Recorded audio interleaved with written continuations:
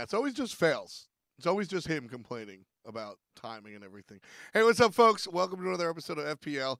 It's your boy F. Dot. We are live, right on time. Actually, funny story. So I see that it's 4:05. I can see that it's 4:05 on my computer, but my watch, I don't know. There's no way that this is going to actually get it. But my watch is 5 minutes slow, so it's exactly 4 o'clock on my watch. And like I said, time is an illusion. We all live on a flat plane of the earth, so you make up what you want, and that's kind of where I go from. Anyway, how's it going? Week 1 of the SPL, down for the count. Episode 1 of the caster, down for the count. I tried to imitate the audio on episode 1 of the caster. I have the main editing guy here, and he's very mad at me for that comment. But can I tell the story about the audio? Yeah, so I mean, basically, there is a reason why the audio from the caster was all messed up. Basically, 8 billion, yeah, I saw you complaining about the grammar. As Silent Reverie says, who cares, with an apostrophe. Shout out to Nathan for keeping the lights on, the fancy lights on, actually. Here we are, celebrating the studio. But so, episode 1 of the caster down. Episode 2 tomorrow at 5 p.m. Week 1 of the SPL down. Week 1 of the SCL sort of down. And, week 2s of everything going on. It's very exciting. Really exciting, actually. So, we'll start this. I'll start off telling you why the episode 1 of the caster was all Shangada. So, it was actually really funny. We did a lot of hard work for the caster. And if you guys are unfamiliar with how, a production of this level. Somebody tweet the show, and I'll just retweet you. That'd be pretty sweet. I'd appreciate it because I didn't actually tweet out the fact that we went live. So somebody do that, and I'll give you the retweet. I'd appreciate it. So when you're talking about a show like The Caster and something of that caliber, like, it's not just some dude with a cell phone camera going like, all right, so you think you can cast, right? It's like multiple cameras and everything and all this stuff. So basically what happens is you've got many cameras and you've got many microphones, all these guys hooked up to everything and different files, and I don't know. I'm not technologically savvy enough to actually pull that off. So basically what goes down is that all these files come into one, and they're on different memory cards and everything. And so you have a mic clip to everybody with their own memory card, right? So it's like 1, 2, 3 for the judges, 1 for me, and then you've got some guy holding a big stick for all the contestants, and then there's microphones on the cameras that we don't use, like, because why? We have fancy microphones. And so, you didn't tag me in it, Enrin, so I couldn't just do that. And so what happened was, we had the official audio, but somebody decided, so we have a really avid Paladins player in the production staff, and they wanted to record their own montage, and so they recorded their Paladins broadcast stuff, some cool montage stuff on a memory card that happened to have all of the audio from the microphones for episode 1. So it all went away. We tried to get people. Now this is. You talk about MacGyver. So you try to you try to go ahead and fix these things by getting. So this was the first attempt was, all right, we're going to send the script and the video to all of the judges at home, and we're going to have them say what they say, try to match the mouth and try to dub over it, and it just didn't work. It was trying to look at yourself and articulate what you're saying. It just didn't work. So we kind of just said, unfortunately, the best solution was to take the audio from the cameras. Obviously, the audio from the cameras are far away instead of up close here. So just didn't sound as good. So yeah, exactly. It was. Because what you say, it would be easier if it was a script, right? Because you're sitting there and you're just like, all right, well, I'll just say what I said last time. But since it's a reality show and there's no script, it was just, all right. So think about having a conversation with your friend and then having to say the exact same things in the exact same cadence at the exact same time with the exact same inflection, the exact same tone, like, good luck. I tried. It didn't really work. So, yeah, it wasn't that fun. Duckbot, shouts to you. So it was one of those things where, like, not going to happen, not a good look. And so we just opted to go with the camera audio, which, we Aggro talked about on the after show. Oops, like, our bad. Episode 2, I just finished watching it. I mean, I've watched it a number of times, but we just finished watching, like, the before it goes off. Let's take a look one more time. It's so swag, so ShamWow. It's very exciting. So much better. All right, I'll retweet you too, Edwin. How about that? So that was the story of where the episode 1 caster, why it sounded like this at some points, and then sometimes it sounded like this. Just, ups and downs. Episode 2 is a lot better. Episode 2, what's episode 2? Episode 2 is fun. Episode 2, of course, Wednesday, 5 p.m., twitch.tv/HighResTV. I'll obviously host it on this channel as well, but you want to be at HighRes TV for all the necessary memeage. A lot of fun. Cool stuff. People were asking me if it's just going to be Smite specific. No. Episode 2, we feature some Paladin stuff. A little bit of a sneak preview there. So it's going to be multiple games. Spoiler alert, it'll be high-res games, seeing as it's put on by high-res studios. I don't think that's too big of a spoiler, but that's absolutely what we're going to have some fun with that tomorrow. I think it's a much better episode, not just in like, hey, we have the right fucking audio, but also it's just a better episode. Like, there's more. And I think this goes to say with like all reality shows where they're just going to get better as you learn the competitors and stuff, right? I mean, you sort of show up and who are these people? Oh, somebody left, right? But now you know who Rabies is. You've been memeing Rabies faces for a whole week, right? You know all well, to a certain extent. And it's just episode 2 out of 8. So as everything goes on, you'll be able to meet and learn these people a little bit more and more. So it should be a lot of fun. I don't think we're going to be seeing any tribes ascend 8 billion. You like my sweater? I forget where it's from. It's clearly Smite related, but Smite has worked with so many companies over the years, I don't want to shout out the wrong company. But of course, if you want to cop your own Smite gear, this sweatshirt may or may not be included. You can visit intotheam.com. Use code FDOT to save yourself 10% and put some money in my pocket. Hashtag ad, hashtag sponsored. For real, though, those guys make some pretty dope stuff, so you want to check it out. You see the hoodie with the Bakasura shit? Okay, good. I'm done with the ads, but absolutely fun stuff. Yeah, look, Edwin Kari, top mod. Look at that stuff. Crushing it. SPL week 1, done. So I saw a couple people asking about the weather. If you guys caught SCL yesterday, you caught a little bit of it. You caught 1.5 matches. Essentially, we had to sort of run out of the studio right quick because of Hurricane Irma. He was coming, and she was coming to smack us down here. I wish I could show you. I don't have the ability to, like, show you on the screen. But I did a SCL happened, which usually is not my gimmick, but it was a funny one because we were in a hurricane, and I was like, this happened, and now I'm leaving because it's raining, and I got in my car, and it was a little bit funnier than that, but you can trust me. So we saw Astral Authority take on, I don't really know, but who was it? Astral Authority took on some challenger. Ooh, look at this! Hey, Google, what's up, dude? Oh, yeah. So it's on my Twitter. It's on my Twitter somewhere.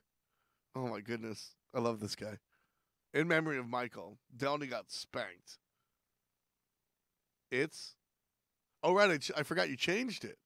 It's not the TV show Jag now. It should be Jag. Yeah. There you go. Twitter. That's my Twitter, if you guys are unfamiliar. Oh, they can't see this screen? Oh my God, I'm talking. I'm looking down at my feed and I think it's on screen. So my friend Jameson here is gonna find the. That was really funny. The inflatable balloon doing the twerking. I really enjoyed that. That's our SCL happened.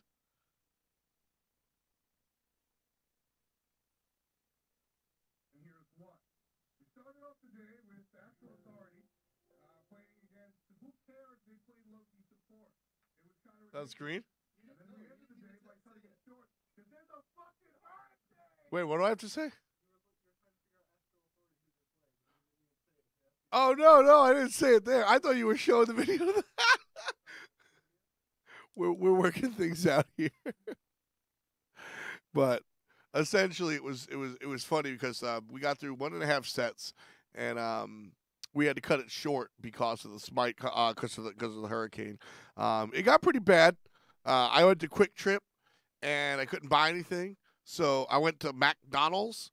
And I got a cheeseburger, of course, because what are you going to do at McDonald's? But then I also asked, I said, can I have some ice? And they said, what? And I said, I would like to buy some ice. So I got 2 of the extra large cups filled with ice just in case, right? Like I nothing went wrong. I didn't lose power. I didn't da-da-da-da. But I lived through Sandy and we had no power for weeks and it was really bad. You know, people had to ice their shit and that's kind of what I was expecting. So I got some ice from McDonald's. It was pretty funny. But I already got the bread and milk. You know the bread and milk guy? He's from Long Island.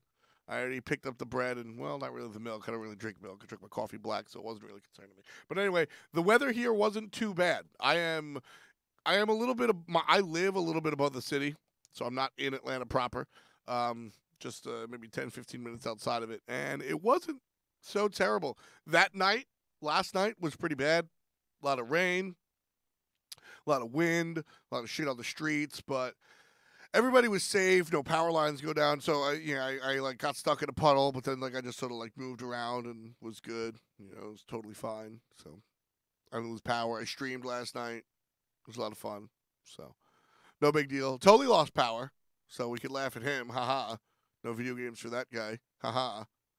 But it was pretty dangerous to drive around, so that's why we cut the broadcast short. I think they're still talking about when we're going to be broadcasting that SCL stuff. Not too sure, so we'll figure that one out. But yeah, actually, the SCL was kind of fun. Brochacho played Loki support, and they went Athena mid, but they still stomped them. No pun intended, because their whole combo was Athena ult the Loki ults, and then Athena comes down, and it was hilarious. And that was all well and good. So it was kind of fun. Yeah, I'm definitely. It was definitely when it snows down here and people get afraid. I don't know. That's one thing. It's all right, you guys are being silly, but this was pretty nasty. The weather was pretty nasty here. Not gonna lie.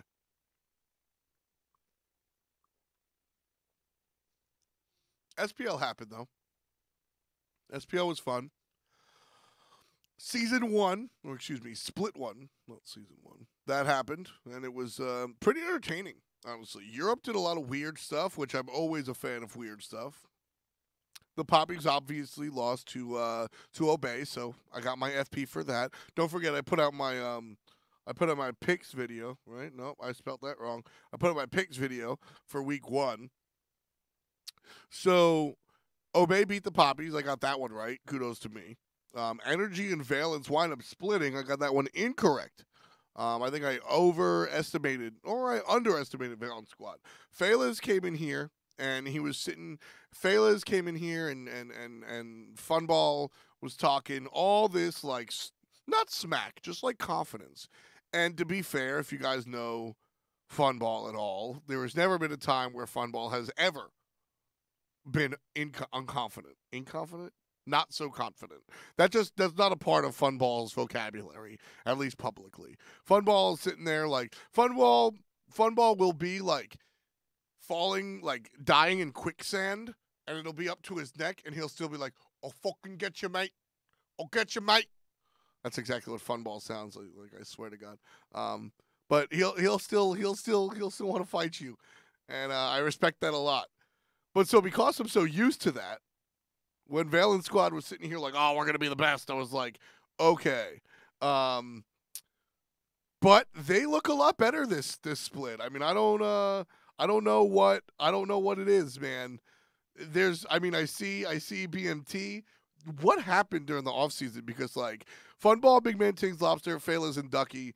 Actually, I think these guys severely underperformed in the summer split, and now we're just seeing what they were supposed to look like. If you guys remember me talking, yeah, I just have one accent for all English people, and it's all rails.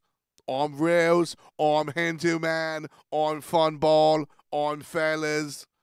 It's all the same thing. Um, but looking at this squad, if you guys remember me talking about these dudes during the summer split, I was so high. I was like, yo, these guys are going to be the bee's knees. These guys are going to crush it. Funball, Big Man Tings, Lobster, Phelas, Ducky. This is a roster that should, like, murder people. And they obviously didn't. And I don't know what the hell happened. So maybe what we're seeing here is just actually what they're supposed to look like. You know? My Uzi impression is actually better because so the longer I do my English impersonation, the quicker I fall into Australian. I always start off like, oi, mate, I'm Hindu man, original pirate material, right? Like I'm really good. I just pretend to be reals and the streets. If you guys remember the streets, and like that's kind of like, oi, mate, I'll glass ya. I swear to fucking Christ, I'll glass ya. And then if I continue to speak, I wind up down here. And y'all wonder why I keep talking like down under, and I have really no control over it. At all. I say original pirate material daily as well. Me and Hindu were talking about the streets, and you guys really should go back and listen to the streets. The streets are, because everybody always asks me, right? Nika number one, like, where I'm always sitting here and we talk about hip hop a lot on my regular stream. If you guys don't ever watch me play video games or just come for the weekly show, we talk about hip hop a lot, and people are always like, "Oh, you like Skepta, you like grime," and I'm like, I don't know. It's the accent kind of feels weird with like that style of play, but listening to like the streets are one of the acts that got me into hip hop, and original pirate material. Absolutely a big part of my youth. Absolutely a big part of my youth. But going back to Valence Squadron, I don't know. You want my Boston accent? So I think what's it called? Good Will Hunting, one of my favorite movies. But so I could do a little bit of it. But I think the only phrase that should ever be uttered by a non-Bostonian trying to be a Bostonian is Tom the God Brady. You want to hear my Boston accent? We're going to talk about Tom the God Brady, and we're going to say that he is not as bad as the rest of you guys think. Tom the God Brady is the best player to ever touch a football. And if you disagree, go fuck yourself. Tom the God Brady. That's basically Funball is secretly a Bostonian. I think that's the truth. Funball's just coming through like, are you a cop? Just the whole time, just from England. But at the end of the day, I think it's Funball that just has that attitude that's always just like, yeah, mate, I'll beat you up. And now finally the play is backing it up.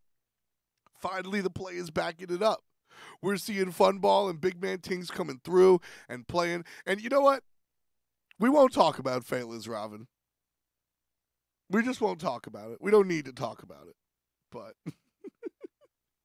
we'll just leave it out of there. But it's one thing that I really like about Valence Squad is that these guys have fun with the game. After a win or after a loss, they're ready to just like kind of take it and take it in stride. Valence is so mad. Here's the thing. I saw some missteps from the whole team, and Phelas does have a big point. As a Robin from behind, what are you supposed to do? That's one of the problems. With Warrior jungles is that like if you're behind, you're just kind of screwed. You don't really have an impact on the game. But watching Valence Squad go ahead and take the win later on, like, was very impressive to me. Of course, they lose to the Circuit support, and maybe give us some insight onto, because I actually like Circuit support. I think a lot of people are out there like, oh my god, it's Raffer trolling, so Raffer. But the Circuit support has some like real impacts, real things to talk about. And we're going to talk about the world of non-meta supports Non-meta supports NMS. We're going to talk about that a little bit later. But Funball played out of his mind. I think that Lobster also, doing the things. I don't know about the whole AMC mid. Still not a fan of the AMC mid, but at least I get it. AMC brings a lot of lane pressure, pushes everybody out of the lane, clears the wave almost instantly, has like a 16-second ultimate if he picks up the stinger, right? I get it. I don't really love it, but it's interesting. And either way, like I said, I think Valence Squad has stepped it up. Whether they've stepped it up or they just are where they're supposed to be, because I watched them last split and I don't think that's where they belonged at all. Burrito versus Elevate, I don't really give a... I'm sorry, I don't care about this match. I really just don't care about this match. Sir Duckbot. So if you Duckbot has been saying AMC. Duckbot has been preaching AMC since the God came out. It's not a stretch. Not a stretch. Oh, man, I wish we had match statistics on our website. That kind of sucks. But Elevate Burrito, I just don't care about this matchup. There's a lot of subs that aren't there. I don't know. This matchup doesn't matter to me. We'll talk about it week 2 when they actually have their rosters. You know what I mean? It's a split down the middle, which is exactly what the teams could hope for, because they're not really representative of anything. Rival gets 2-0'd by Team Dignitas. Rival puts up a fight in match 2, or game number 2. Dig is the best team in the world. Dignitas is the best team in the world. It's been a long time since we've been able to say that. Not that Team Dig, but X team is the best team in the world. And I'm sure there's somebody out there that disagrees. And sure, but I think you are wrong. I think that when you compare Obey, Energy, Rival, Valence Squad, and Dignitas, because those are the people in the conversations. I'm sorry if you think Poppies or Elevate a Burrito or any North American team are better than... I got a bridge to sell you in Brooklyn. But Team Dignitas is, I think, the best team in the world. I think that their performance at summer finals just flowed over to their performance here. There was a couple of places that other teams looked very strong, or other teams looked like they stumbled a little bit, like they were a little out of practice, a little bit rusty. Shouts to Space Station. But Team Dignitas just looks like they come in, they clock in, they put their gear on, and they destroy. There's just no conversation. No conversation whatsoever. Now, with that said, they're the best team in the world right now. It's a long split. It's a really long split. I think that Obey, Energy, and Valence can all have a conversation about being the best team. Rival, I think, will always wind up being... I think that Rival will wind up being the Lanimals. They need the energy. They need that squad. I don't know if it's gonna work out. Not Big Man Tings' Dignitas. Rip you. Trix Tank was nuts. I mean, that's the thing, is that when you watch a team like Team Dignitas, everyone is so damn good. Everyone is so good. And it's just it's incredible to watch. Variety could be the best solo laner. You can have a conversation about Variety being the best solo laner. You can have a conversation about QVO Fred being the best solo laner. I think that Zeros is the best mid laner. You can have a conversation about Trix Tank being the best support, and you can have a conversation about Arkle being the best hunter. All of these players are arguably best players in their individual position. And then when you dive further, because you say, but F-Dot, isn't it a team game? Doesn't it go more than just individual talent? And you go, yeah.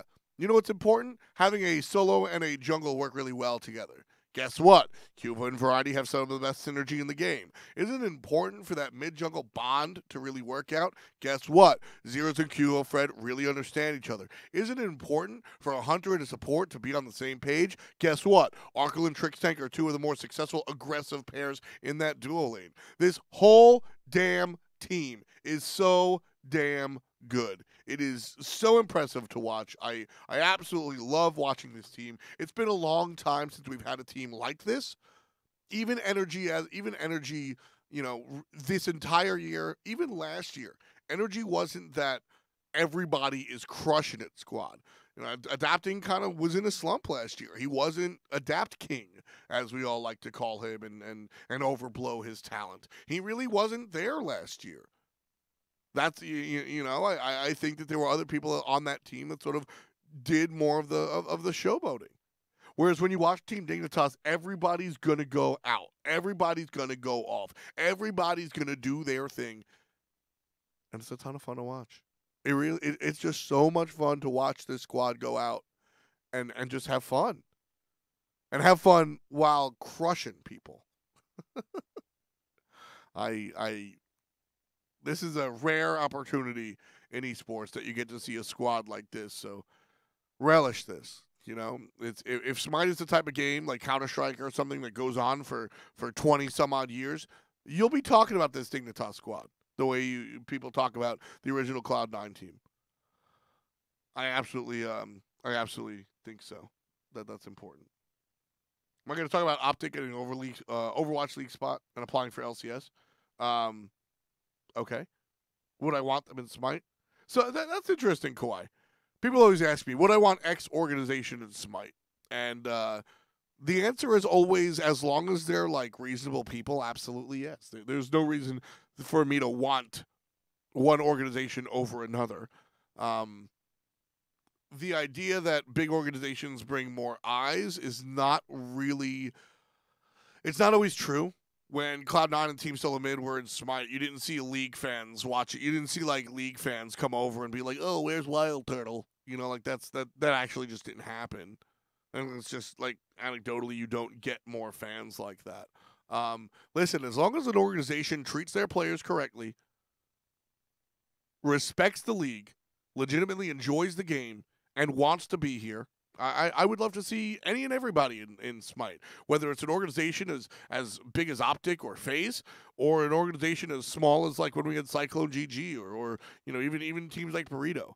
Like Space Station Gaming is brand new to esports, and they love Smite. They're tweeting out about us all the time. EUnited are always tweeting about us, right? Like, I just show you care, and I'm down, man. I don't have any hate towards anything, Yeah, Reggie did come to Smite launch tournament. Reggie was at the Smite launch tournament. That was pretty fun. I got to meet him, actually. Fun story. I didn't know who he was. So I think he thought I was trying to like big ego him. But Reggie, nice guy, totally nice guy. But so I'm hanging out with Bart and everybody, and we go and he's like, oh, he's introducing me to like a room of people. It's like Rachel Querco, Seltzer. She does a lot of hosting for Twitch now with Kelly. You see her a lot. Or Smix, she used to do a lot of StarCraft. Now she does a lot of hosting for Counter-Strike. Queen's Girl, hell yeah, shout outs to her. It was her birthday a couple of days ago. Happy birthday, Smix. And so, introducing me to a couple of these people, and then he's like, oh, this is Reginald. And I was like, hi, nice to meet you. I work with Bart. What do you do? And he was like, what? And I was like, oh, man, I'm sorry. Like, I'm kind of new to esports. Like, what do you do? He's like, I own Team Solo Mid. And I was like, oh, I've heard of them. Nice job, dude. And I like shake his hand, and he was kind of like, are you serious, my guy? And like we hung out for the rest of the night, and we had a great time, and it was really funny. But like, because I was not into esports before Smite, really. So I got into, I worked at a LAN center, and in the early 2000s, 2001, 2002, 2003, we had grassroots tournaments for Counter-Strike with Mama's Killers and Team 3D, and we had Smash tournaments where East Coast people came through. So DM Brandon actually came to one of the local LAN centers before he was DM Brandon and before I was F. And we probably interacted, which is hilarious because 15 years later, 10 years later, we wind up actually working with each other. But my LAN center did stuff like that. But then for the next 10 years, I did music at World of Warcraft and didn't really look at esports. And then so League of Legends comes in and I don't really give a shit. And then Smite is my game. I get into it, and that's when I sort of learn all the couple of years of back history in esports, and so I didn't know Reggie off the top. And it was just he was just like, what? And it was really funny. We wound up having a great night and having a great dinner and hanging out for the rest of the weekend. That was launch tournament, and that was really fun. But I definitely didn't know him at first. And so it was definitely like, oh, okay. I gotcha. We had a lot of fun. We had a lot of fun. Launch tournament was a much different time in Smite. Oh boy. Sometime we'll have to go through like I love telling the old stories. Sometimes we'll have to have like a back in my day conversation. Maybe I'll like invite Bart. So here's something I want to do actually.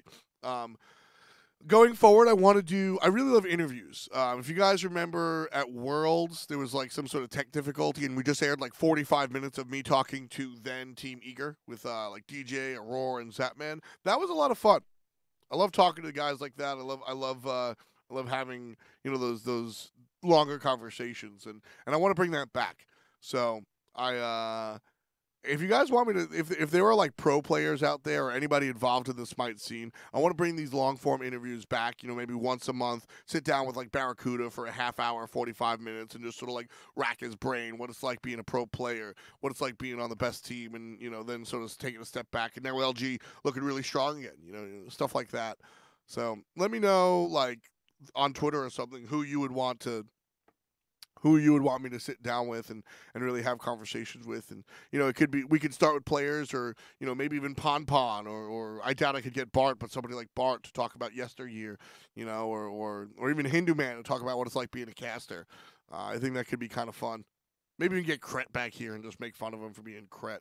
But we need Seguin back, says Giraffe on LSD. You are clearly on LSD. So that's definitely something that I want to do in the future. We'll see. I don't really care about what changes people want to make to Smite, especially DJ. That's not what the conversation would be about. And I think DJ is wrong about most of the shit that he says when it comes to changing Smite. He's a very smart guy, but again, the world of armchair video game people is much larger than the people that are actually informed about the conversation. I've had these conversations with DJ, and he's very, very wrong. Moving on to North American SPL. A Mighty Storm took on Trifecta, and that was funny. Trifecta, again, sort of like Valence Squad, looks like a team that maybe should have been better last split, but now is just one of the best teams. Trifecta is looking like one of the best teams on the planet, at least in North America. I'm not talking shit about Daddy Pern. I like Pernicus. I just think that he thinks a little bit higher of himself when it comes to certain opinions than is actually true. Like he presents his solutions as if they are the correct only solution, and those who don't figure it out are stupid, when those solutions have been talked about in arenas from people with much more information. And I'm singling Pernicus out here, but that's how a lot of people sort of operate, are like, my single-hand experience dictates that this should be the solution, and if you don't think this, then you are so dumb. If you haven't come to this conclusion, you are so dumb. When usually that person is like 4 or 5 steps behind. Not talking about Pernicus, just talking about the general public now. Usually that person is like 4 or 5 steps behind. Studios have access to a lot of numbers, a lot of theoretics, and a lot of like, sometimes they've even tried these things behind closed doors, and there's usually a reason. If there's an obvious solution to something and it hasn't been employed yet, usually there's a good enough reason. So Trifecta, I think, is going to be one of the scarier teams in North America. Space Station Gaming should ramp up, but Trifecta right now, Snoopy is a fantastic hunter, Herwin's a fantastic middle laner, Kiki's a fantastic solo, Sino is great, Aurora is great. This team is scary in the now. He's in the now. And this is a period of time where you don't want to really play against Trifecta. This is a period of time where you do want to play against Space Station Gaming. I think that Space Station Gaming are going to get better, and those that have early games against them as opposed to late games against them are going to be strong. I don't know if they're going to scrub out like Envy. That's what Tied Up says. I don't know about that. I think that Space Station Gaming is absolutely a squad that, on paper, looks like they should be one of the best. I had them. If you caught me last week, I caught them as a team to be very fearful of, and they certainly didn't show up. I think that Scary D was a swing and a miss. Home AFA has not looked like himself for 2 splits, unfortunately. Zapman is clearly rusty. I don't know how much I'm actually mitigating by putting my hand in front of the mic, but I'm sorry. Zapman was clearly rusty. It just didn't work. What's going on with Homie? I don't know. Homie FA is one of my favorite dudes in the league. He's one of my favorite players in the league. And he's one of my favorite people to watch play Smite when he's on. And he just hasn't been on. So Mega KK brings up something also. Mega KK didn't like Homie FA on a character like Osiris. I say this all the time, and I'm still working on the analogy. But, I say, you give a violinist a violin, not a drumstick, right? You give somebody that you tend to somebody's skill set when it comes to picks and bans. When you look at Homie FA, he's a character. He's a dude that carries the game. You give him hard carries. You give him the Kamazats. You give him the Thors. Well, hold that thought. You give him the Kamazats. You give him the Najaz. Whether or not he plays it is irrelevant. I'm talking about hard carry characters. You give him these gods that can actually set out to win the game by way of being aggressive and assassination and find their victories. Osiris Jungle is not that type of selection. Osiris Jungle was very successful in the hands of Captain Twig because Captain Twig's style of play is variable. Captain Twig has a Serket that can play very well, but more often than not, you're going to see Captain Twig sort of play these aggressive warriors and sort of be just obnoxious and annoying and pave the way for the other teammates and set them up. Again, when I think of the quintessential Obey setup or the quintessential Obey play, I'm thinking Pretty Prime on Zeus, Twig on Fenrir. Twig gets a couple of kills, but then feeds the rest to Zeus. Pick the guy in the mouth, put him in the Zeus ult, watch Pretty Prime go 17-1, and that's how they generally win, right? When I see Homie FA, I want him to play these aggressive characters. Now, like I said, for the past 2 splits, Homie FA just hasn't been that dude. Why? I don't know. But he hasn't been able to succeed the way that we want him to. And that's unfortunate. Homie FA and Herwin did really succeed very well. And it's Andy, it's tough to say because I don't know what the comms are like. Andy's an easy guy to work with. He's an easygoing dude. He generally just wants to win. He's looking for the team. There's nothing wrong that I can say about Andy. And in fact, looking at Space Station Gaming, Andy is the only guy I'm not tossing any blame at. Now, if you're on a team, it's never worth it to toss blame. It's worth it to identify the issue so that you can fix it. But sitting there pointing a bunch of fingers outside of the outside of the reason to identify an issue to fix is wasted effort. You're not gonna be, and it's like, for example, when I'm casting and the cast goes poorly, right? You and your co-commentators try to figure out what's wrong. You don't sit there and go, it's your fault. No, it's your fault. No, it's my fault. No, it's your fault. You sit there and go, why did this go poorly? It was the pacing.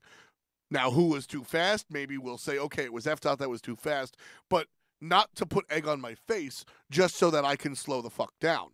It's a learning experience. And that's what it's like when you're in a game, right? When you're on a team like this. So you sit there and you go, okay, like, whose bad was it? Not so that you could make fun of them or berate them or say F6 at 10 because this guy's in my ranked game, but so that you can go, all right, maybe you should fix that maybe you should fix that issue, right? Or you just blame Lobster and everybody goes home. But I'm not on the team, so I can place all the blame I want. And I think watching that Space Station Gaming game, Andy deserves 0 of the blame. I think Scary D did nothing. Homie FA did nothing. Jigs did nothing. These guys are players that could have put out more, and they just didn't. They dropped the ball. They looked like they hadn't practiced, or they just weren't up to par. Annister did exactly what Annister needed to do. And Zapman looked rusty, admittedly, but was not in a position to do any more than he did. Zap did what he could. He got in trouble, but not of his own fault. He wasn't pushing up on the enemy's Phoenix. He wasn't pushing on the tower and then getting ganked due to lack of vision. He was on his tower, playing defensively, getting shit dove. Like, that's the result of not having any pressure anywhere on the map. The enemy can take advantage of Zapman. He did wind up performing a little bit like he did what he could. I don't think it was Zapman's fault. He could have played better, but even if Zapman played 100%, I don't think he winds up with a positive KDA. I don't think the fans are happy, and I don't think the ignorant people that actually don't understand the game, I think they're still mad at Zapman. At the end of the day, Jigs, Homie, and Scary T have to put pressure on the map somewhere, and they just didn't. It was sad. I'll agree. It didn't look like Scary D really knew how to play the RTO. Scary D reminded me of Wubbin on the Hell, where he just didn't look comfortable on the squad. He just didn't look comfortable. He didn't look good. It was objectively a bad performance, and hopefully it was just RTO.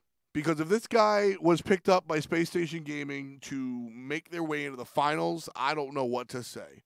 This is not the look. I was very concerned. It was not a strong look, and I was very sad. Homie FA, Andy, Zapman, these are dudes that I legitimately want to succeed. Scary D too. I like Scary D. Scary D and I hung out at a couple of LANs. This is a nice kid. You know, he just wasn't at the same level as these other players. I'll be the first one to tell you there are teams that I sit there and I don't want to succeed. I probably won't tell you their names, but Space Station Gaming is not one of them. I would like these guys to succeed. I think they're going to be good, but I think the move away from Final K at this point looks like a flat-out mistake. Something is wrong with Homie FA. Zapman hasn't practiced. What's up with Jigs? This is a big question mark for me. I just don't understand it. I don't get it. I hope Valence Squad fails miserably. But Space Station Gaming versus EUnited, getting 2-0'd by EUnited. As much that I've complained about Space Station, EUnited also played out of their minds. People were asking me what I thought about Venenu. People were asking me what I thought about Scream. People were asking me what I thought about Panda Cat. That EUnited, I know Zap and Jigs played nearly every day and ranked together. That's why I was excited about that squad, but it just didn't work out. I should ban you for that. Fails miserably. I really should. People were asking me about how I felt about the individual performances of EUnited, and I honestly, could not really bring up why. Right? People are like, how do you feel about Panda Cat? And I'm like, I don't know. You see PolarBearMike? How do you feel about Venenu? I don't know. You see PolarBearMike? How do you feel about Scream? I don't know. You see PolarBearMike? And PolarBearMike, when he watches the VOD, or if he's out there in chat, is going to say something like, hey, man, my whole team was great. Everybody put in the right effort. We won this as a team, and that's why this team is successful. This team is successful because PolarBearMike is doing it. I've been waiting for the day. It's just week 1. Maybe it won't last, but I've been waiting for the day to say this about PolarBearMike. He got picked up by then Team Dignitas, playing next to Zapman, Lazes. These dudes, and even Anatoly, right? These dudes were the squad on the downturn, but they were the squad. PolarBearMike learned under those types of players. Learned from the best of the best of the best, sir. He moves on, plays with a couple of different squads, gets a whole bunch of different people, whole bunch of different experiences and perspectives. And basically, PolarBearMike is a dude. Speaking of PBM, he's a very smart guy. He understands the game at both the player level and the top-down coach level. He understands what it's like to run a team, whether it's just from watching, because he also watches traditional sports in a very analytical way. And I'm not here to say that traditional sports or being involved with traditional sports make you a better player, but what I'm trying to say is that his attention to analysis, team organization, and leadership goes beyond the couple of years that Smite's been around. He's been looking at games from an analytical standpoint probably since the kid was born. And Polar Bear Mike early in his career had some issues that prevented him being the leader. He had some ego problems, he had some maturity problems which are probably tied together. But, and I just sort of sat there quietly going, one day that kid's gonna be the greatest. I tell, he's got all the makeups and he's gonna do it. And like the old man sitting in the barber shop. And everybody was like, okay, Polar Bear Mike is good, but chill out. Polar Bear Mike is going to lead a team the way Payne DeVion led a team, but better. Polar Bear Mike, I think, is the successful version of Payne DeVion. And I think that the way Polar Bear Mike gets to lead this team, EUnited, is the way that, whether it's this team or the next team, I think this team is his chance to do it. And if he doesn't do it with this team, this is the final lesson that he needs to do it with the next squad. I am so excited for Polar Bear Mike's future, whether it's this EUnited team or the next. I think people have to treat this EUnited team like a real contender. If squads are out there not going up against EUnited and Polar Bear Michael as if they're going up against Luminosity or Space Station or Trifecta, they're going to have a hard time. They're going to lose. Is it because Panda Cat, Scream, Benji, Venenu, and Polar Bear Mike are better individual superstars than everybody else? Probably not. Probably not. But is it because these guys are damn good? Benji could be one of the best solo laners in the entire world, for my money. But outside of that, these guys are pretty good at their position. I don't think Venenu's winning a Middle Lane of the Year award anytime soon. I don't think Scream is going to come out on the top of anybody's jungle list anytime soon. I don't think Panda Cat is going to take the hearts of Barracuda fans in any stretch of the imagination. But I think that these players combined with a leader like Polar Bear Mike can go ahead and win things that people do not expect. Panda Cat finally came back from vacation. Polar Bear Mike demanded he return. But I'm very excited for the future of Polar Bear Mike, and I think that this EUnited team has legs, and the team should absolutely take them seriously. It's a very scary prospect to go up against a team led by Polar Bear Mike. ALG versus the Gatekeepers also winds up being a split in the middle. SPL Gatekeepers. I saw somebody in chat saying, there it is, Lotus Burst. Are you a Magic fan? Have you seen the Iconic Masters reveal? A lot of cool stuff in there. Ixalan basically has a Lotus Burst in there. Anyway, Payne DeVion is also one of these guys that are just incredibly fun to watch. I say this every time we get to see Payne. I'll never get tired of watching Payne DeVion. I'll never get tired of watching Payne DeVion. This is his, third group of players that he's brought? This is the third group of players, I'm pretty sure, that he's brought into the Smite Pro League and and I will measure his success by getting into the Pro League.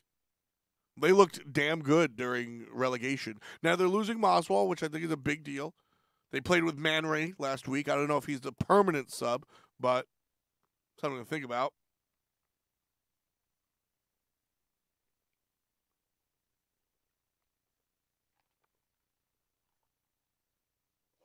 This stuff is mad good. Peach mango flavored anything. Green tea. I'm down. But Man Ray looked good. I mentioned it on the cast. And I gotta say this.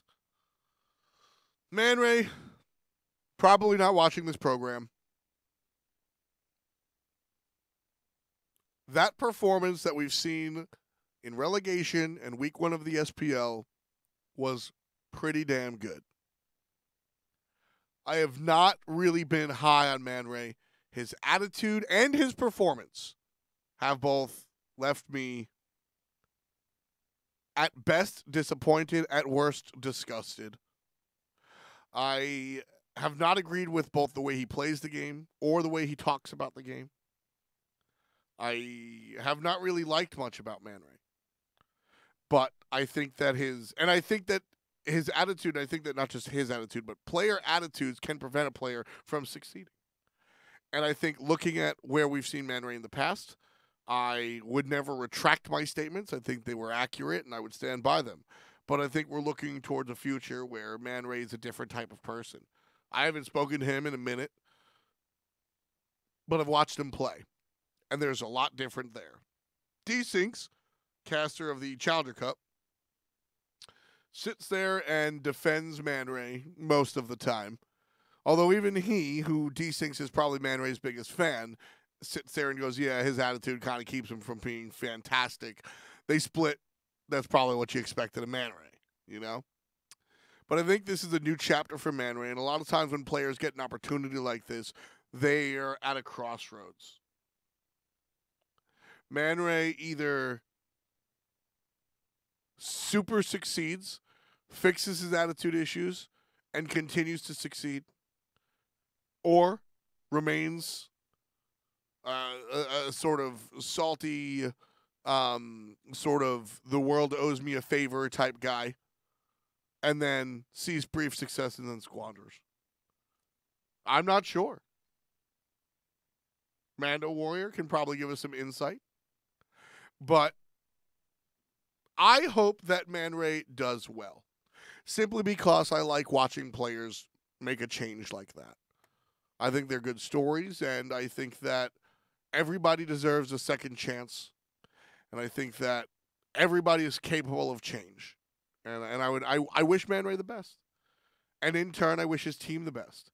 Data, remember, it's about damn fucking time, I think a lot of people are saying. It's about damn time that Data Remember's out there actually doing things. He's been the king of the challenger scene, destroyed AVGL, and just sort of like, can I please play in the Pro League? No. Please, guys? No. Okay. And now finally,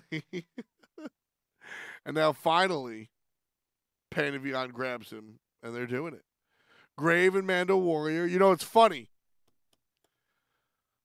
I sat there yesterday on the cast between SPL Gatekeepers and Team Allegiance, and I said what Mando Warrior said himself. I said, Mando Warrior is going to come out. He's going to play your meta picks. He's going to be your meta guy. He's not going to surprise anybody in hard carry. He's going to play the Osirises and the Bolognas and the Sun Wukongs, and he's going to split even in lane. He's going to rotate the team fights, and he's going to control enough for his team to win. And then he goes out and solo Cyclone Spin, one of the most celebrated solo laners of all time. Now, granted, Cyclone Spin hasn't been that numero uno guy in a while, but he certainly is no slouch.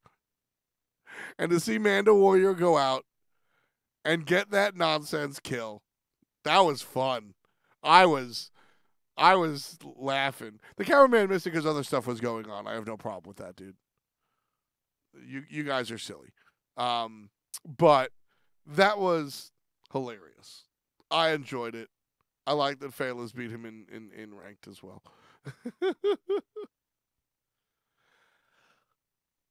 Grave as well. Grave just sort of did it. I think that this team is... Remember how we were talking about a lot of these guys that just sort of have 5 players that play as a unit? PolarBearMike's team specifically. I think that this is... Pain to Beyond and PolarBearMike are 2 very similar type leaders. These are the guys that kind of do... These are the guys that kind of do it.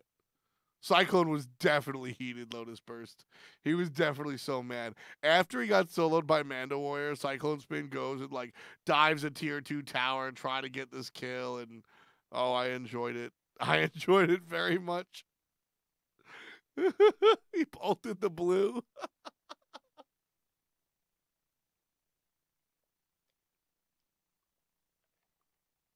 Cyclone Spin very clearly was angry. And Mando wouldn't give it to him. Mando wouldn't give it to him. Shouts to Mando. I like that. I liked that a lot. And then our last game. No, that was it. We didn't talk. Well, Luminosity versus Noble. The big thing here is Luminosity are a fantastic team. Noble played this hell support. I don't think Wubbin's a top support by any stretch of the imagination, but I think that he looked a lot worse on this hell than he has ever looked on any other gun. Hell support is not the same type of character that you can play. Hell support is not the same as other characters. You can't do the same thing on Hell that you can do on Geb or whatnot. You can't do the same thing on Hell that you can do on any of these other gods, and it was just not fun to watch. I'm sorry. It just wasn't fun to watch. It was very clear that Wubbin did not have practice against or playing as a Hell. He did not do the right things. I'm down. So I'm down for somebody picking a character, it not going well, and then saying, you know what? I don't think the problem was me. I think we can do XYZ better. Let's go ahead and pick this again. Not in this case. I think you look at what happened in game number 1, and you go, and as a team, Noble has to turn around and go, Wubbin, the hell support didn't work. Play Geb, and we'll win. Or at least look a lot better. This team is not a bad squad. Wowie, Walrus, Skeleton. I mean, this is not a bad team. Mozzie, not a bad team. I don't know, man. Not a Wubbin pick for me either. It was very rough.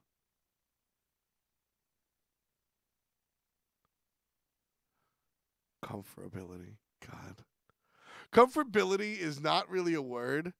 Now, if you look it up, sure, but it was it's oh my God. Anyway. The meta is what I'm going to talk about next before we open up the phone lines. The meta is malleable in Smite. There are a lot of different things that dictate the meta. There are a lot of different things that tell you what to select. But there are also a lot of different things that leave the door open for other picks. We saw Hell support be successful. We've seen Hell support get shit on. We've seen Circuit support win. We've seen Nox support look better than other traditional support selections. Dardes on Nox support looked better than some of the Guardians on traditional support selections. I think the Loki support out of El Brochacha was a little bit of a stretch. It was more about the team composition. But keeping the team composition traditional, Nox support, Hell support, some of the assassin supports, you want to talk about Najah, you want to talk even about a character like Isis. These are characters that can absolutely play support. And the idea that there's only one way to skin a cat is completely incorrect. When we historically look at the teams that have been successful, there are teams that forge forward. There are teams that look towards the future. If you're going to just play the standard meta, you're not going to succeed past the standard level of success. I see Dardes is a god, though. Of course, all of these SPL level players are fantastic. You're talking about the 0.00001% of players in the world. We're sitting here roasting Wubbin when Wubbin is going to be better than anyone you know at playing support. Right? And so, sure, Wubbin might not have the skill set for Hell support. Go ahead. But I'm sure there's some other oddball pick that he can rock. I'm sure there's some other selection that can happen, right? It's very important that teams understand their own world, what they're good at. Stop giving Home AFA Osiris and start giving Home AFA assassin-based characters. You guys love to meme DJ Pernicus for picking Guan Jungle and shit like this, but he knew what he was good at and he played it well. He knew what the team needed and he played it well. Much more important than going online and taking somebody's draft. If you guys have ever played a card game, for example, you guys know I'm a big Magic fan. You can go net deck and take what Duke Reed or Sam Black is playing, and you can go play at your local tournament, And you'll probably do pretty well. But if you substitute cards out that you're more comfortable playing with, even though they're not the best, your win rate might improve because it's about the pilot, not always about the deck. And the game is very similar when it comes to Smite, in the sense that I am a fantastic Bastet player. My games don't matter in the scheme of pro level commentary, but I'm a great Bastet player. She might not be S tier, but that's how I'm going to win my individual shitty ranked games. Same goes for you at home. And then when you level that up to the SPL level, same thing goes for them. You can go ahead and select. You can go ahead and select, your I'm using Cobb mid lane if that's what you're used to playing. But don't go out of your way to be different like we saw Wubbin with the health support. Lotus Burst asks why we don't see out for support. I'll say it's a matter of time. As long as you have initiation, there's the idea of balancing the equation that is a team composition. By going a mage support, you're lacking an initiation. So as long as you have initiation elsewhere, that's totally well and good. Since we see a lot of warrior jungles coming out, now all of a sudden, Robin can jump in front of everybody with an ultimate and initiate. You can find initiation by way of the mid laner with a blinker, something like that. There are things that you can do. There are things that you can do that change the way the game is played at an individual level, not just at a macro level. And if you're looking at what these players are picking, that's where you're going to find your victory. Not every jungler is the same. Captain Twig plays a different jungle game than Andenster did. Laz's played a different jungle game than we see Phelas play. And understanding that is how you find yourself successful. If we go back in time and we historically look at all the victors of these games of Smite, before we had Smite World Championships, one of the de facto teams was Team Solo Mid. That was Lobster's team. They kind of set the meta, right? These guys played kind of standard stuff. Vamana solo. Now, Game Hunter did some weird shit, but that's sort of where I'm talking about. They played what we know as a standard meta. Vamana solo and a couple of like Neath Hunters, and they've done the normal stuff. Game Hunter would come out and play some oddball selections, and that allowed them to stay one step ahead of the competition. Then you had the rise of Team Dignitas, which was Zapman, Lazes, Anatoly, these guys, right? And these guys succeeded by being one step ahead. Khepri was the must ban. Have to ban it. Gotta go. Gotta do it. Can't play against Khepri. Too OP. Too strong. Oh shit. Right? And then what happened? They created a meta where they don't ban Khepri and they murder the support. They created a meta where they play against the meta. And that's why they were so successful. They were one of the most successful teams of that era. We look towards Season 1. Okay? Cloud9 wins. Why does Cloud9 win? Cloud9 wins. That's Barracuda, Jeff Handler, etc. Cloud9 wins because they invent the meta. And they play it better than everybody else at the time. They invent the idea of which hunters to play and which junglers to play, and everybody just sort of follows suit. And because everybody's sort of following suit, everybody is perpetually one step behind of where they're going to go. Cloud9 wins Season 1.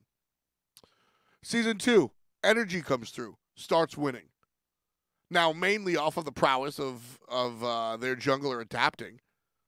But you know what happens? Adapting starts playing some interesting selections. It's not just Thor.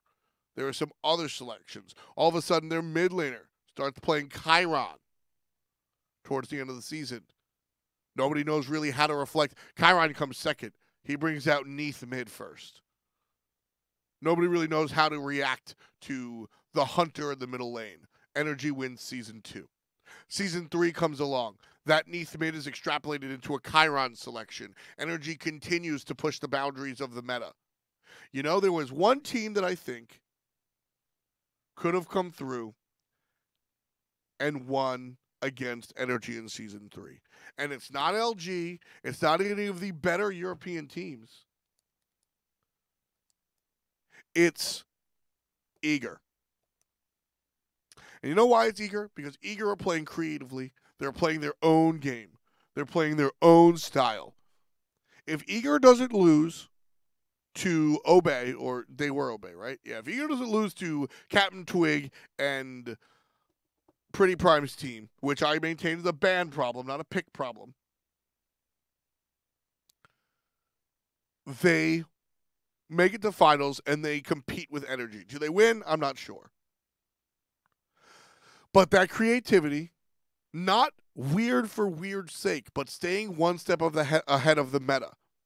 Energy succeeds by being one step ahead of the meta. Ymir support wins them Season 2? Season 3? Odd selections, things that are viewed as weird or wrong or bad or off meta, win Energy 2 seasons in a row because they're one step ahead of the meta. Season 4, this season will be won by a creative team, by a team that doesn't just follow the leader. Because if you follow the leader, you'll never be the winner. You'll never be the leader.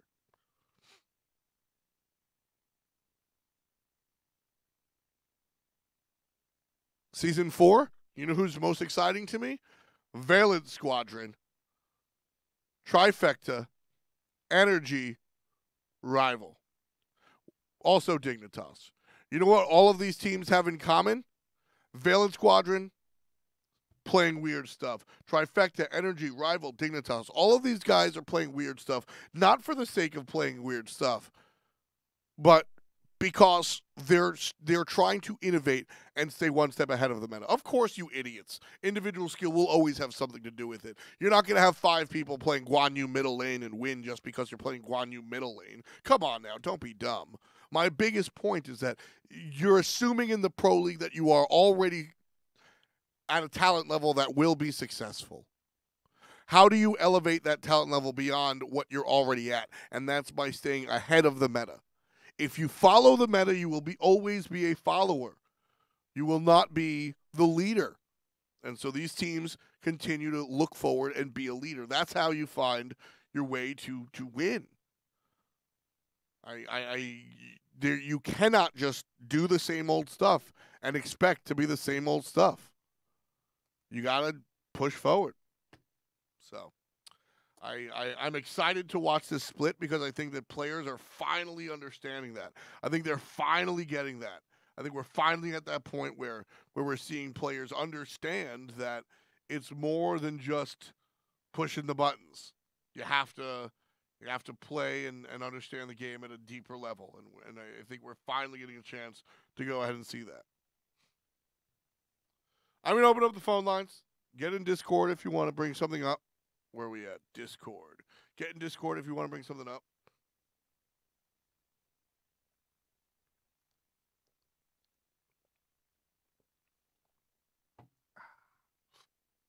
Telling you, peach mango flavor, anything, I'm good. Let's see. Username 8 billion. What up, man? Here you are. I'll unmute you. You're on FPL. What's on your mind, 8 billion? I think I unmuted the wrong guy. No, I didn't. He muted himself. Hello. No, I'm here. I'm here. There he is. What's up, dude? Yeah, as you can see, I'm not speaking from the bathroom again. Yeah, I have questions about specifically two people, Maniac and Celia, and their debuts. Okay. They were both in big teams. They were both expected to win. The main difference is Celia played against Poppy's lower end team, and Maniac was playing against Bounce, mid to top tier team. Which debut do you think is better against a lower tier team or mid tier team? You mean for the player? Like which would you rather have? Yes, for the player. I think starting off honestly against a lower tier team is probably a better look for the individual player because one, I mean, you get to shut all the fans up, and if that bothers you as a player, that's a different conversation. But I think we're all human here. But two, I also think it's a nice ramp up, right? There's something to be said about the strength of schedule and having an easier opponent, quote unquote, earlier on in the season when you are not as practiced or not as in your routine as you will be later on, you can sort of be a little bit more lackadaisical. You cannot be at prime conditioning against the lower end teams. So you can make mistakes that you wouldn't be able to make against other squads. So if you start off against a lower seeded team or a lower end team, you can make some boo boos. And then later on, when you're playing stronger, at least you should be playing stronger the more you play, and you take on a harder opponent, I think that's probably more beneficial to a player. Okay, thanks for your time. Bye. No problem. Thanks for hanging out. Appreciate you. Coming up next, we've got Reaper. Welcome back to the show. Always here, always supporting. What's up, Falling into Plaque? You're on FPL. How's it going? So you were talking about the meta, and these teams that have been very successful have always been a step ahead of it. Yep. I remember after, I believe it was Season 2 Worlds, Epsilon had an AMA. And I asked them, how do you be successful as a team? And Adapting flat out told me, you make your own meta. Yep. Very true. Also, I have been preaching Valence the entire season, and people called me crazy. I don't know. Valence they've got something up their sleeve, and again, it's because they have their own. The word meta is so overused, but having your own approach to the game, I think, is really what it is, and understanding that no team is created equal, not just in talent level, where that talent lies position-wise, and also where those players are where those god pools are. Your hunter might be a better ability-based hunter than a basic attack hunter, which means your hunter is going to be playing more early to mid-game characters rather than late-game hunters, which means you're going to need some late-game middle lane players. Or is your middle laner that type of dude? Maybe not. Maybe your support player, or maybe your jungler player likes to play Ao Kuang instead of the. There are so many variables. There are so many characters, and there are so many gods that have intricacies beneath the hunter, warrior, guardian, assassin, mage category. You know, and understanding those intricacies and those variables are what allows you to really juice the best out of your team. Everybody can just play hunter with a guardian support, with an assassin jungle, a mid mage, and a solo lane warrior. And if you're talented enough to be in the SPL, you'll succeed. But if you really want to be the best, you got to take it a step further and go, what kind of warrior? If you look at a god like Sun Wukong and a god like Osiris, they're two very different characters. If you look at a god like Uller, Neith, or Ho Yi, those are three very different characters. And forget about even touching mages when you're talking about the difference between Agni, Poseidon, Thoth, or Freya. Those are four completely different characters. Not to mention the fact that just because you're in a lane doesn't mean you have to play that same type of archetype. You can bring a hunter into the mid lane. You can bring Athena into the mid lane. Shout outs to Covey on Astral Authority. You can do so many different things with the current Smite world and just Smite in general. And understanding where your team's strengths lie. That's why Adapting said that. Adapting said you create your own meta. The word meta is kind of deceptive, but understanding where your team is and how to be successful with the values you have therein is how you win. All right, now another big question. Can Valence make worlds? Yes. Is a big thing. Make worlds? Absolutely. When you look at the top four teams and you're talking about Dignitas, you're talking about Obey, you're talking about Rival, who is probably the biggest person here, and you're talking about, who am I missing here? Energy, right? Rival has a propensity to miss out. I think that Rival's performance online has never really matched up to what they do on LAN, and that might be an issue. But Valence Squad, I think, can dance with all four of these teams. So it's much less a question of can Valence make worlds and much more a question of who will not make Worlds. I think there are 5 teams in conversation now, which is very scary, and somebody's staying home. Another thing, if EUnited continues to play like they did against Space Station, there may be a new team at the top. At the top, I think, is a stretch. I think you have to look at Trifecta, and I think you have to look at LG first and foremost. I think those are going to be your 2 really scary people to absolutely kind of be afraid of. But I agree. I think that the idea that EUnited could be a contender, dancing with the likes of maybe not Trifecta or LG, but at least dancing with the likes of Space Station Gaming or even ALG if they pick up some steam. I think it's very real. I think it's very true. All right, that's all from me. All right, thanks a See you lot, later. man. Appreciate you coming on. Always appreciate it. Take it easy. Coming up next, we've got RM Lightning. Big supporter of the show. Welcome to FPL. You're live. How's it going, man? It's good. It's going good. How's it going with you? Also, good Boston accent, by the way. I'm from just outside of Boston myself, so understand it a little bit. Thanks, man. I appreciate it. What's on your mind? So I got a couple main questions. First is how I've been noticing recently. There's been a big rise of these super teams. You'd think in Dignitas, NRG, and most recently Space Station. And yet there's still, while Dig's the top of the top, that's because while they're the super team, they've still got quite a lot of synergy with them. How do you think that Space Station will be able to establish that synergy in time to be considered good enough to stick to the top? They seem to be team ego. Each of them are really skilled in their own right, but not as much coordination. So I think that you're onto something there. One of the big things about Team Dignitas that allowed them to be successful was they kept Trix Tank and they kept Cuvo together. These are dudes that have been playing since 2012, 2013, if I'm not mistaken.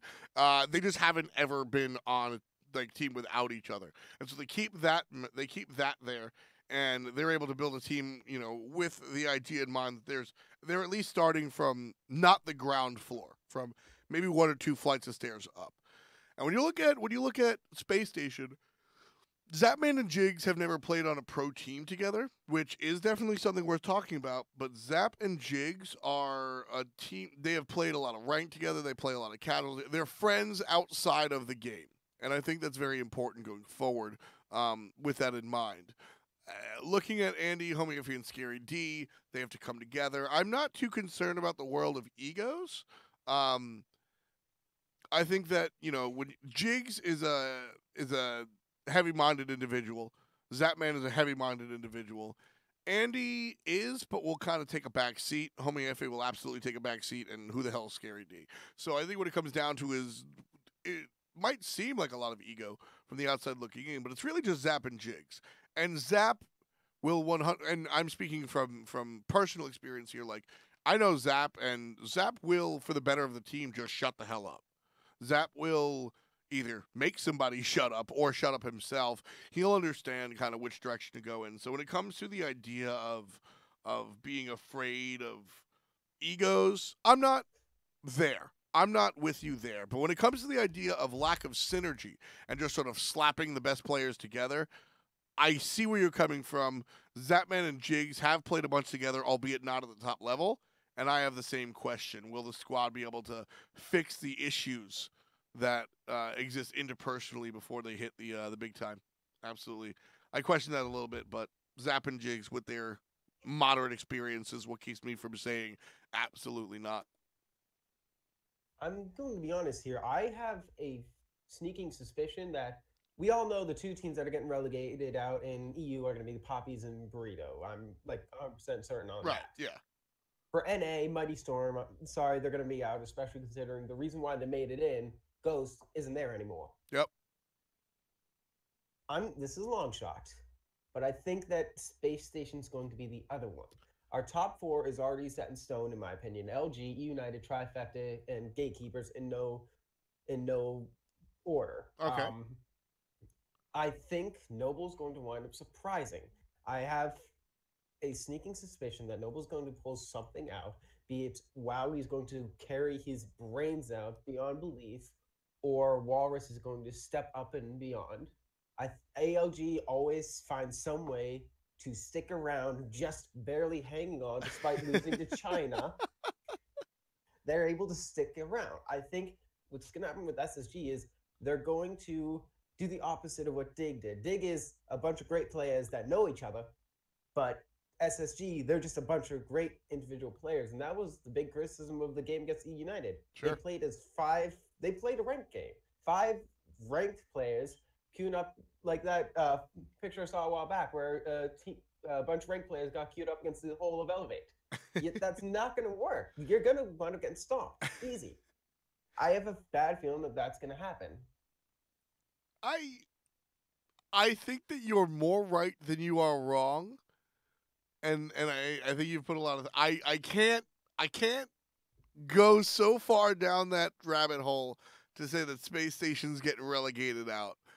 But I can understand where you're coming from, and I think it's a very real fear that this team doesn't secure a spot that a lot of people think they deserve.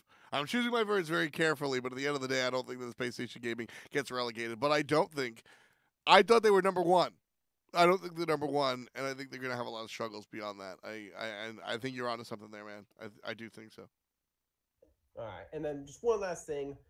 What is with Hi-Rez's fetish with mid laners? You've got aggro, you've got you brought in MLC, you brought in Chaos, and now you just brought on Shadow Nightmare. Do y'all just have like just some infatuation with mid laners, or Hi-Rez hired Shadow Nightmare? Really? Yep. Hi-Rez just recently hired Shadow Nightmare. Why? I mean, congratulations, Shadow Nightmare. He's a publishing intern. Interesting. I had no clue, but congratulations to Shadow Nightmare. Good for him. So, he's an intern. He's not officially on the squad. But yeah, I don't know. Mid laners like have big egos and always think that I I have no idea. I think it's just luck of the draw, but I'm glad we're not hiring that many junglers, I'll tell you that much. I think it just might be that y'all are sick of losing to pros. That's the truth. That's absolutely the truth. We got a nasty team now. Hi-Rez versus pros would be a real competition at this point. Yeah, you got Anatoly's going to be bringing up solo. Who's going to go jungle, you or Pawn? Pawn, easily. And then Seer. The question y'all are going to have is you've got obviously Hindu on support. Taco's going to be the ADC. Who's going to be your mid? You got too many to choose from. Probably Chaos. I would probably lean towards Chaos more so than aggro. Aggro would play backup jungle. I'd have Chaos play mid. Clumsy D is also a nasty mid laner. We could do like inter-company scrims at this point and be successful. It's pretty scary. Anyway, I'm going to step out and let some other people talk so I don't talk your head off and wind up pissing you off because the Yankees are behind by, I think, 7 games behind the Red Sox. Yeah, well, Tom Brady didn't look good this week, so. Yeah, also Tom Brady's missing Edelman. Amendola wound up getting knocked out. One of our running backs got knocked out as well. And yet we've still got a stacked team. All I hear is excuses. Thanks for being on the show, man. I'll catch you later, boss. Patriots suck. Next up, we got Maganar. What up, man? You're live on FPL. Welcome to the show. How you doing? Doing good. How you doing? Not bad. Can't complain. What's on your mind? So, my first thing I want to talk about was you were talking about the meta earlier, and these teams who basically make their own meta are the ones who are more than likely going to win. You're talking about Trifecta. We're talking about Space Station. We're talking about Energy. Why are we talking about EUnited? We have Panda Cat, who basically was playing Scotty before Scotty was meta. True. Breaking out Artemis, and I don't care what PBM says in chat. I know he's got something. He wants to play in the support role. And so, and with their basically dominant performance against Space Station, why shouldn't they be in the conversation to be number one to make worlds I as the number. So I think that United is definitely talented, and if you, I don't know if you caught the beginning of the show, but I went at length talking about United being very successful. I think this squad is going to be very strong. Most Yeah, I notably, was a little late coming on, so Scream yeah, I did miss does. that. Yeah, I was basically just saying how this is PolarBearMike's chance and a good spot for him to be very successful, mainly off of PolarBearMike's own leadership. And again, talking about like playing your own game, this team is not afraid to do so. Scream will play Arachne at some point. Benji was playing Hercules before people were on about Hercules. Which my point being is that Benji and Scream are going to play what Benji and Scream want to play, as long as PBM thinks it's going to fit in with the rest of the squad, which is how this needs to go. I think that United can absolutely be a contender. Winning Worlds, I think, is a stretch, and being number one, I think, is a stretch simply because of player skill. I think that Benji is in the conversation to be one of the best solo laners in the league. But I think when you look across the way at teams like Trifecta, there's just more overall talent points, in that squad. If you rate every player from 0 to 100, which I'm not going to do, I think that the amount of points that teams like Trifecta wind up just having more than EUnited. But by no stretch of the imagination, this is a successful team. This is a top four team as opposed to a bottom four team, and I think a lot of it is lent to PolarBearMike specifically and his leadership. Definitely. I don't think there was this drop down from Payne at all when it came to picking up PolarBearMike. He was definitely the seamless change. And secondly, where does ALG fit into all of this? Because I know we're gonna weekend 6, 6, 7, whatever, but honestly, where do they fit into all this? Do you see them potentially getting relegated? I don't think they get relegated. I think our last caller, RM Lightning, kind of nailed it. Where they're gonna barely sneak by. They're gonna keep themselves alive by the skin of their teeth. Listen, ALG is a strong team. Make no bones about it. And they're a squad that does what we're asking. Weekend has been the poster child for playing to his own strengths, perhaps longer than some of these other players have bought into that idea. But I am just not sure if the talent level is there. This is my team to watch, and this is the scary team to watch. Met Yankee used to be a top hunter. If Met Yankee can return, if Cyclone Spin used to be a top solo, if he can return, right, Weekend, I think, is still a very strong jungler. If he can return to being this top level, I think that ALG and EUnited are competing for the same number 4 spot. And it's just a matter of whose pilot light gets put up faster and brighter. I think that EUnited has PolarBearMike to sort of lead the squad and hopefully find themselves to victory by way of, because they understand their talent. Same with ALG. I think you look at Trifecta, you look at LG, and who's our third team as the top 3 squads, no questions asked. And then Space Station, ALG, and EUnited are all the question mark to see who's number 4. I think that both of those teams are neither of them are getting, I don't think any of those teams are getting relegated, but I think those are the 3 that are, all right, we'll see who winds there up. And it definitely looks interesting, this split. Thank God.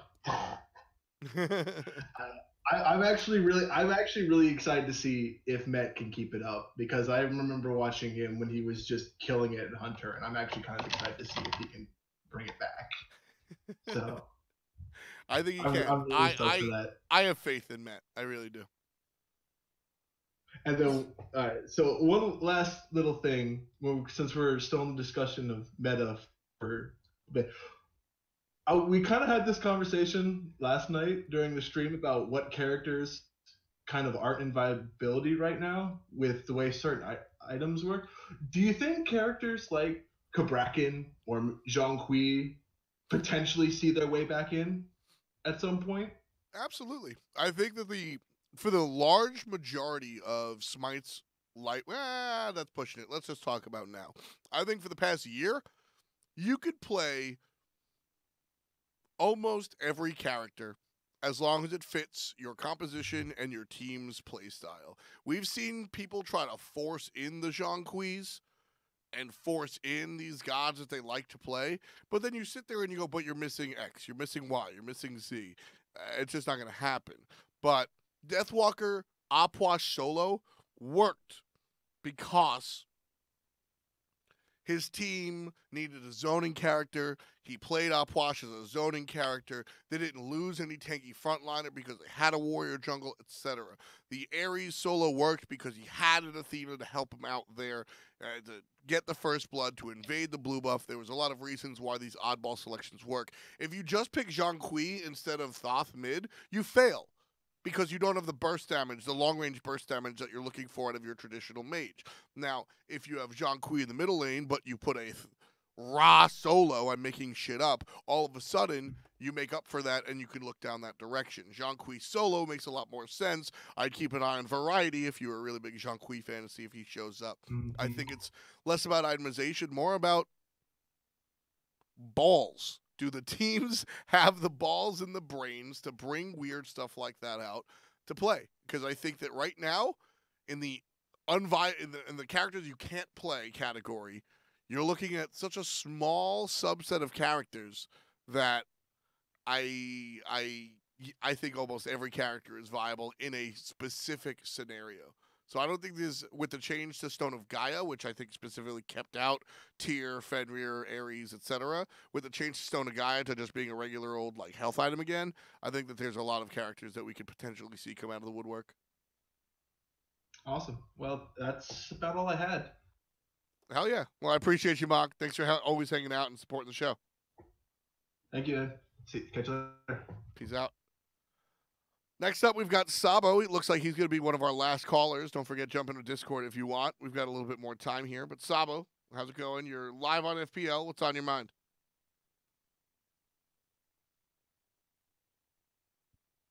I think you're muted on your end. I unmuted you. There you go. So, Sabo, are you out there, my friend?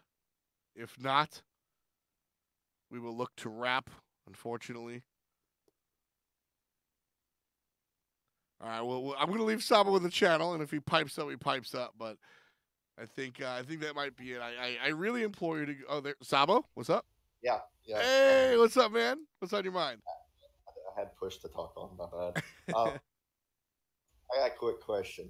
So a friend of mine, we've been having this discussion ever since EUnited announced their mid laner was going to be Venenu. The main argument we've had as just between the two of us is, with the best still being out there and being an option, it felt like EUnited picked up Venenu because he fit the team better as a personality.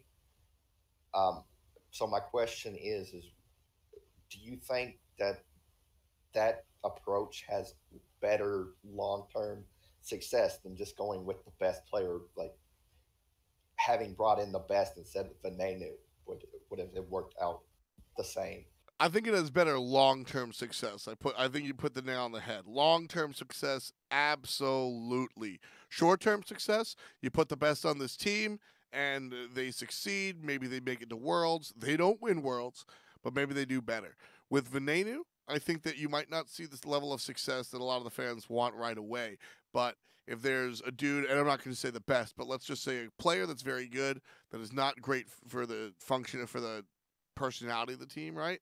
You go, you play a split, and he's kind of mean to your jungler. Nobody really says anything, but, you know, it kind of bothers him a little bit. And then you practice, and it still bothers him a little bit. You get a spring split, you guys are starting to do really well, and, you know, the jungler starts complaining about it to the solo, and he's like, man, this mid lane is kind of a dick bag. Every time I step out of position, he's yelling at me, or he's saying this, that, or a third, right? And then you guys are still, you're seeing even more success. And then summer split comes, and explosion. Jungler just gets mad at mid laner, says, I can't do this, I'm out, I'm taking the solo lane with me. The captain's like, what are you doing? Stop. He's like, no, this guy's a dirtbag, because people don't actually sit and talk it out. It's not how this works in real life. So I think that having a player that just fits the overall look of the team is better than grabbing perhaps the number one strong player. And even look towards LG there.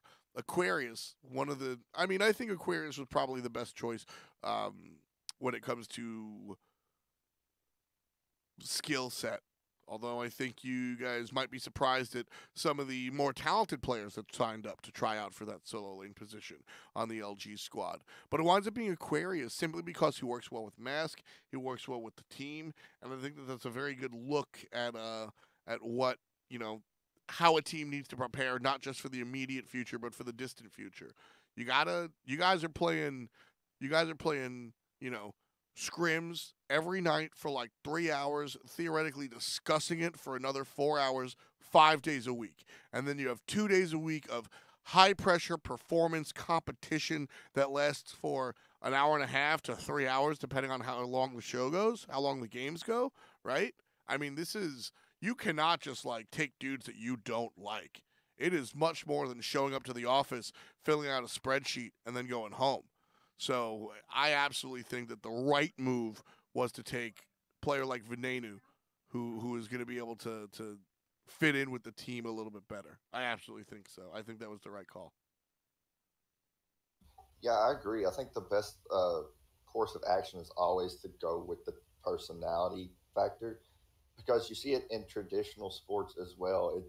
You get some of these breaking news that somebody screwed up, somebody went to jail, and it affects the entire season of a team. Yep. So, yeah, they're professional gamers. They're not like a lot of them are going to be going to jail, but the personality is still a huge factor in whether you're successful or not. You'd be surprised. There have been some professional gamers that have found their way to jail, but that's another story for another time. I appreciate you. Anything else on your mind, man? No, just like one more thing. I want to see a Raijin support sometime soon. Raijin support? I won't toss it out the window just yet, but it's probably not on the top of anybody's list. But I see where you're coming from. Taunt, fear, slow. I see you. I see it. A big body. Yeah. A little bit of a mez with the teleport. I see where you're coming from. I see it. Thanks for the idea, man. Thanks for hanging out, Sabo. Appreciate you. Take it easy. That's Sabo. Fun stuff there to think about. Anyway, that's probably the end of our show. Thanks for hanging out, everybody. Again, SPL is still going on, season 2 or week 2, this Saturday on Hi-Res TV. This Thursday, Saturday, Sunday, all 3 days. Hi-Res TV. Definitely want to tune in for that. We've got SCL over there at the beginning of the week on Monday, so 5, 7, 6 days. I don't know. Okay, let's do this in order. Tomorrow, The Caster, 5 p.m. on Hi-Res TV. That's the show that I host about people like Rod Jobart. We get to see them do their thing. It's a really fun reality show. If you guys didn't catch episode 1, you can find it on youtube.com/thecastershow. And then, of course, episode 2, in my opinion, is even better. The show just gets better, not just technique-wise, not just technical-wise, but also you get to learn more about these people that are on the show, and that means you're just going to like the content a little bit more. The Pro League goes on Thursday, 4 p.m., 1 p.m., I don't fucking know. Check esports.smartgame.com. Hi-Res TV is where it'll air. And then, of course, the Console League on Monday. Want to give a shout-out to the sponsors. Evie, the girl who does our pre- and post-music.